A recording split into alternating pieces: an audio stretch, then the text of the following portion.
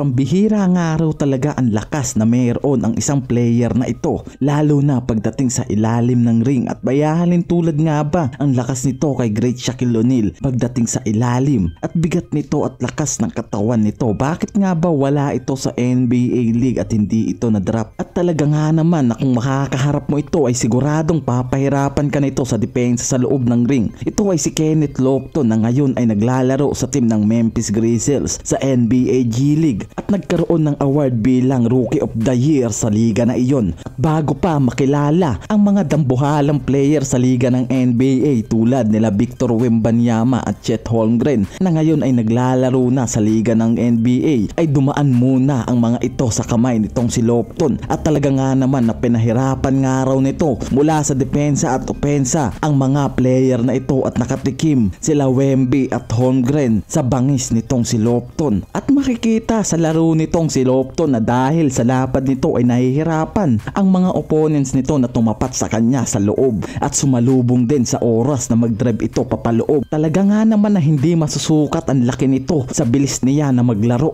At kung iisipin nga natin na ang laki nitong si O'Neal ay hindi nalalayo sa timbang nitong si Lofton, lalo na't bata pa itong si Kenny Lofton. At sa 2022 NBA draft pick nga ay nagrepresent ito sa team ng Grizzlies at hindi ito pinalad makapasok dahil sa mababang average point ang naiambag nito sa laban kontra Mavericks at nabilang sa mga undrafted player ng NBA League. At kung babalikan nga natin mula high school at college career nito ay talaga nga naman daw na naging maganda ang performance nitong si Lofton at nakapagtala ng mataas na record bilang freshman sa college career niya na high points with 27 points and 13 rebounds at may winning game shot na 0.3 seconds left in a 76-74 at nanalo kontra sa Colorado State sa National Invitation Tournament yan na naganap noon. At dito nga mas lalo pang nakilala ang player na ito dahil sa lakas nito sa loob at kayang maglaro sa labas at loob at may magandang dribbling skill kahit na may kabigatan itong player na ito. Sa height nga nito na 6'6" at may timbang na 270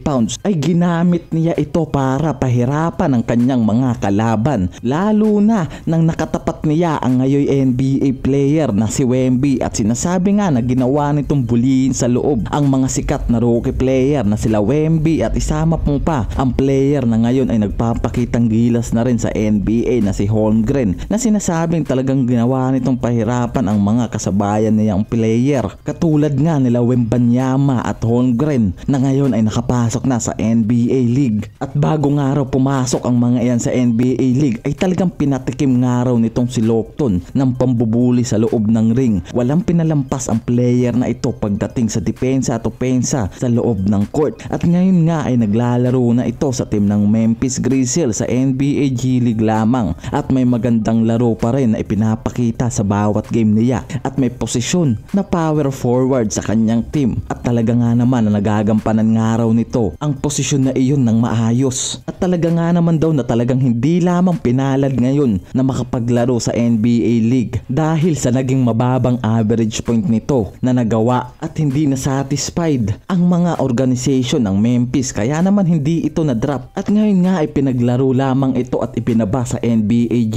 League. At kung papalarin ito sa susunod na season ay maaaring sumubok pa rin para makapasok sa NBA League. At sigurado ako na maraming player ang naghihintay dito na makatapat tulad na lamang nila Wemby at Holmgren na dating binuli nito sa liga na kanilang pinaglalaruan. At alam nyo ba na naglaro rin ito sa national team ng USA sa FIBA 2021 Under-19 World Cup. At talaga nga naman ang bully raw talaga ang player na ito sa loob ng court at nagpakita ng magandang performance at pinahirapan ng mga nakatapat nitong team. Talaga nga naman na kung makikita nyo sa laro nito ang pagkakaroon ng athleticism skill kahit pa may kabigatan ng katawan nito at may kalaparan, talagang hindi naging mahirap sa kanya ang laro sa loob at labas. Maaasahan kahit pa sa long range dahil nga raw may tira rin sa loob labas ang player na ito. At sabi nga talaga nga naman na hindi lang ito pinalad sa kanyang laro para makapasok sa NBA League at naging mababa ang average point nito. Kung kailan naman daw talagang kailangan nito magpasikat ay saka pa naging mababa ang average point na hinahabol nito na dahilan para hindi madrop sa NBA League at mabilang sa mga undrafted player ng liga na iyon. At sigurado naman inaasahan ako na sa susunod na season ay habol ito para makapasok sa liga ng NBA. Maraming salamat sa pagsama para pasukin ng buhay ng may buhay pero buhay ng ating mga idolo. Maraming salamat.